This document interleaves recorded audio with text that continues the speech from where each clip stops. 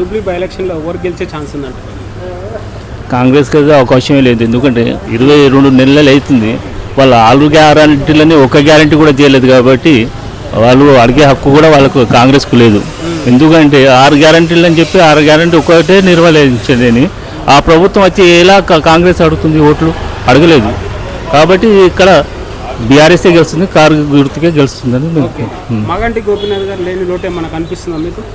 లోటు అయితే ఉంటుంది, మనసులలో బాధ ఉంటుందండి. ఒక వ్యక్తి ఒక నాయకుడని చనిపోయిన తర్వాత చాలా బాధ ఉంటుంది. ఆ లోటు అయితే ఉంటుంది మాకు. వాళ్ళ భార్యతోటి ఆ లోటును మా ప్రజలు గెలుపుకొని ఆ లోటును తీసుకునేదానికి ప్రయత్నం చేస్తున్నాం.